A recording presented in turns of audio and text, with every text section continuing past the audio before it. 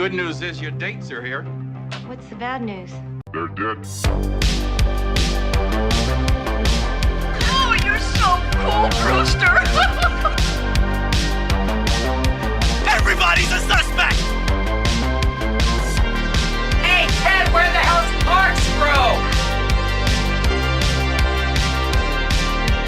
Don't fuck with the Chuck! Welcome back to Toe Tag Reviews. I'm Chuck, and today we're going to be ranking the Scream franchise, my favorite horror franchise. Before we dive into that, though, make sure you have the bell notification on and that you are subscribed. It helps the channel out immensely. So let's dive right into it. Coming in dead last is Scream 6. I recently just covered this for the channel. If you haven't checked it out, I highly recommend you do so. If you have, now you know why I do not like this movie. It just really bummed me out. Like, this movie's just a giant wet fart, and I can't put it any other way. Very underwhelming. I left the theater completely unsatisfied. Within the first hour, I wanted to leave and just go get my fucking money back. I don't like the direction of the core four. I don't like that Ghostface isn't calculated and meticulous like he normally is. Like, he usually kills with a purpose, leaving clues so you can kind of like pinpoint who's next. This one, he just kills to kill. And while many people may like that aspect, personally, I don't. What I like in a Scream movie and how I want it to be done, Scream 6 just completely threw it out the window. I lost interest in this movie very quickly. There was maybe one, maybe two kills that I can say I liked. But other than that, I probably will never watch this again.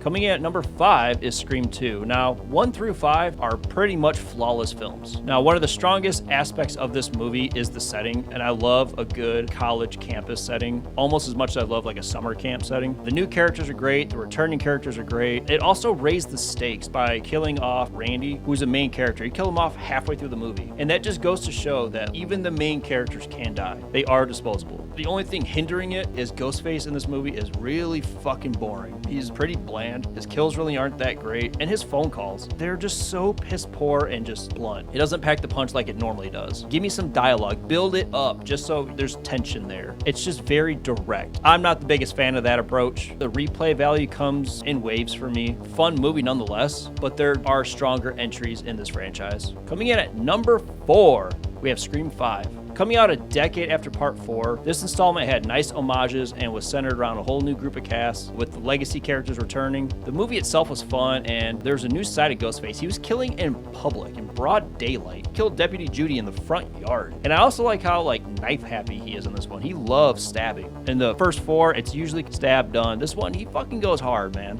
Some of the characters were pretty garbage in this movie. It also proved that legacy characters can die. But this one, it was Deputy Dewey. And this one broke me. It broke many of you, I'm sure of it. But Ghostface is the star in this movie. Every time he's on screen, he just kills it. Pun intended.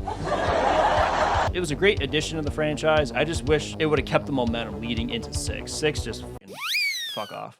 Coming in at number 3 is Scream 3. This is my guilty pleasure movie, and I get it, it's universally hated. Out of nowhere, over the last couple years, I've seen like a resurgence of people just coming to defend it, and like, fuck yeah, it's Scream 3, baby! Oh, you motherfucker! I think even though the kills are pretty tame in this movie, the story makes up for it. I'll always respect Roman for being the only solo killer, even though he's a whiny bitch the whole movie. I just feel like him being the mastermind took away from Billy and Stu. Billy and Stu, they're goated. The setting for this movie in Hollywood on a movie set, that's fucking cool. It does have its flaws, a lot of them, I'll admit. Oh, you motherfucker! But I can look past that because not only is it just a fun movie, it's a lot of nostalgia for me. This is the one movie that I grew up watching probably the most. Probably why I have such a deep passion for this movie. Coming at number 2 is Scream 4.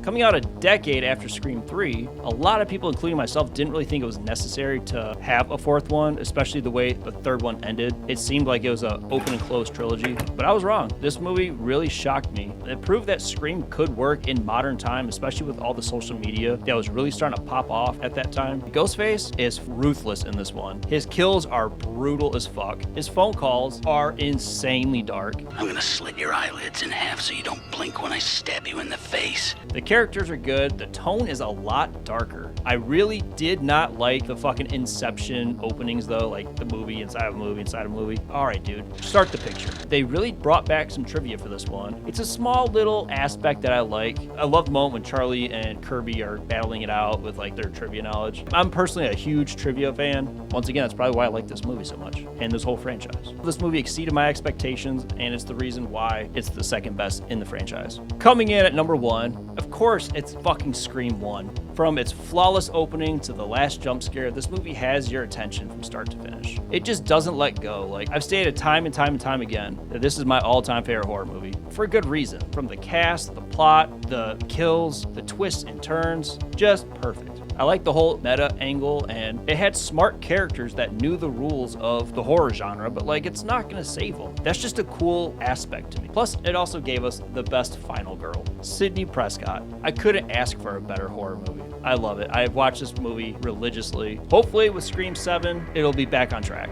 This has been my ranking for Scream. Let me know what you guys think about it. Let me know your guys' ranking. Don't forget to like, subscribe, and until then, see you later. Oh, you motherfucker!